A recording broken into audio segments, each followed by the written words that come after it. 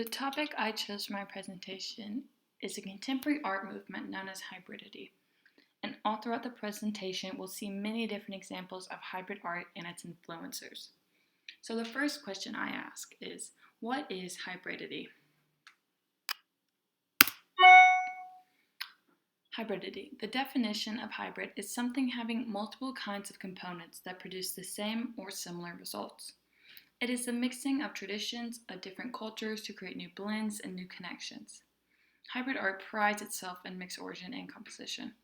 This art movement is modern, amorphous, unique, but also it may not always be a peaceful mixture. So, there's no restrictions. Hybrid art can be made from any kind of element or any tradition or cultures. The purpose is to mix separate features. Here's a little background. Hybrid media is a form of contemporary art that brings together different kinds of mediums, textures, cultures, traditions, and other elements. Hybrid art is a direct result from the effects of globalization. Artists incorporate scientific and technological advancements into their work through forms such as photography, film, and computers. What is hybridity's influence on today's art standards?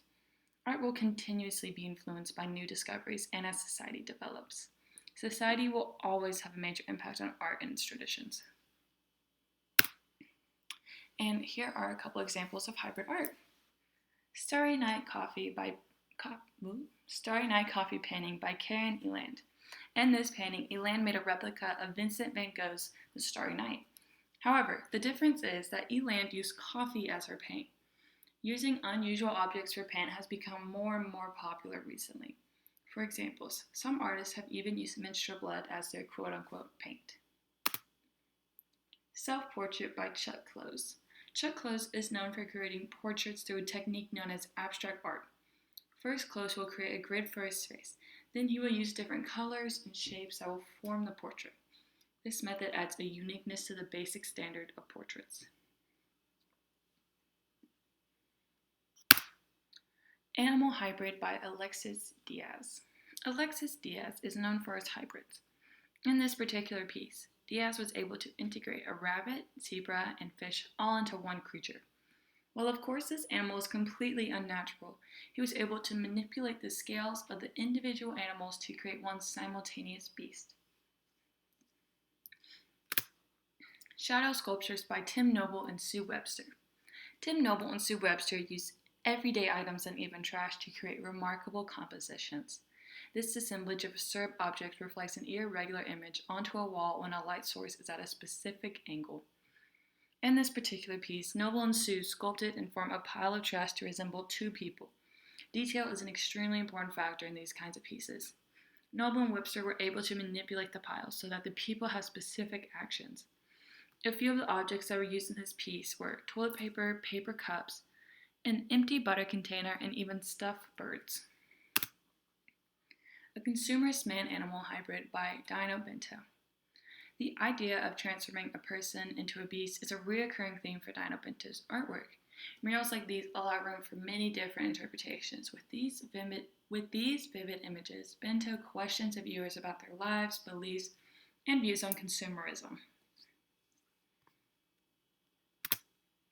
Assembling the Pieces by Samuel Rodriguez. Samuel Rodriguez constructs abstract art that is inspired by social, historic, and cultural elements. In this sculpture known as Assembling the Pieces, the layout of each picture is crucial. This feature is a lot like a puzzle. Every piece has a designated location. The intensity of the images and patterns grabs and keeps your attention. Here are my thoughts. I feel so drawn to hybrid art because of its lacking of restrictions. You can use any technique, style, or element to create your artwork. There's no rubric, no guideline. It has many different forms and styles that can be considered as hybrid art. In my opinion, I feel hybrid art is based on a more futuristic style and has more modern qualities compared to other movements. This art form is constantly evolving, whether it's with new technology or techniques. And here are my sources. For the first link, we have more information on hybrid art.